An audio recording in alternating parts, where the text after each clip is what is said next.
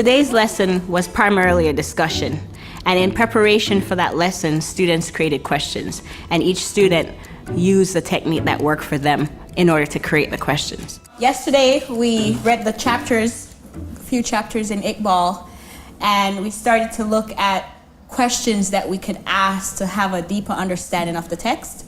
You start with comprehension. You're identifying, you're recognizing, you're choosing. As you get more complex and you want to ask higher order questions, then you're having to teach them, what does judge mean? What does hypothesize mean? What does analyze mean? Today we're going to present these questions in order to allow discussion to flow, as well as get a deeper understanding of the issues presented in the text. One of the standards that I addressed today with Common Core in mind is analyzing a sentence or a section in order to see how it works with the overall theme. All right, so I'm going to open up the floor. Anyone want to start? Gabriella? According to Fatima, the liquid drips out and it hurts for a while, but in time the skin grows back tougher, so you don't feel anything anymore. How is this statement a metaphor of the children's lives? It's like they have to get tougher over time, and they just have to learn that it hurts for a little while, but you just have to keep on working and working. Marley? All these kids think that they're eventually good at escape, that they'll end up getting all of those lines wiped off their slate, and in the meantime, they might as well just get tougher, so that when they do end up leaving, that they can be stronger. If you can get them to question the text, then you can get comprehension going, you can get understanding, you can get deeper meaning. It lends them into this place of thinking critically. And that's really what we want, especially with Common Core. We want them to be lifelong learners. We want them to be able to get to college, and when they are in college, they know how to struggle with that complex text. Describe how Fatima reacted to the knowledge that her debt will never be canceled. I'd be terrified that my debt would never be erased. So when I found out that it never would, I would just literally be scarred. Another standard that I addressed was citing textual evidence to support an analysis. It says in the book, every day I saw a line mark, but they would never go away. Like my debt can't be like the weeds that grow back in my father's garden. Like when someone confirmed it, when someone from the outside who seemed so wise and knew so much confirmed that, yeah, your debt's never gonna be erased, that kind of was just a huge realization for her.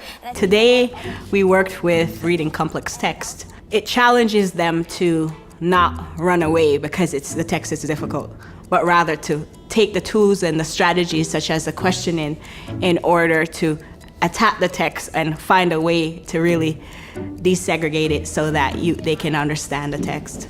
Listen and interpret this quote. Can you count? I think he asked it because he must be trying to trick them into not noticing the lines. He was also kind of taunting her because if she can't count, and she doesn't really have an education, and now she's definitely not gonna get any education because now she's a carpet weaver. Okay, we're going to transition. So we've done the discussion, and we're going to take that and turn that into writing. The final step involved in wrapping up the lesson. They exchange a piece of note card with a peer. I have them take one question, and I ask them to exchange with that person and get that person respond to that question to test to see kind of how valid that question is. So you're asking me basically if they pay off their debt, that is how I'm let them go, right? If he ran away, why do you think he did it at that certain time? So the goal of the question is for them to be able to own their learning rather than hearing the teacher do all the talking.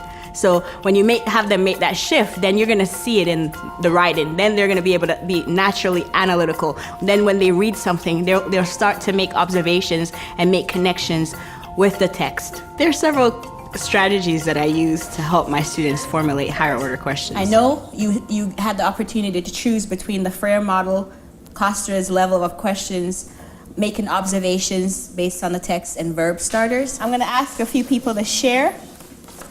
Noah, who was it that you got the question from? Marley. What strategy did you use to write that question? The verb starters. Verb starters, okay. Determine why Iqbal would say to the other slaves the debt is never canceled, and justify why the children reacted this way in disbelief. Iqbal would say the debt would never be erased to the others because he wanted to reveal how the whole slavery thing works. He didn't want to frustrate the children, but they all reacted to disbelief. I'm really passionate about Common Core because it challenges them to become critical thinkers at really a young age. It has them writing in a way that they are really prepared to go to college. They're writing thesis statements, they're developing thesis statements, they're developing connections to the real world, real things that they will actually encounter in real life. Through these texts, they're experiencing global issues beyond just their backyard, and they're getting to form an opinion on it. Like before Iqbal came, things they were horrible. It was very dehumanizing where they worked, and they were slowly kind of becoming a machine. With Common Core, you see the just endless possibilities in terms of how you can push kids to the highest level.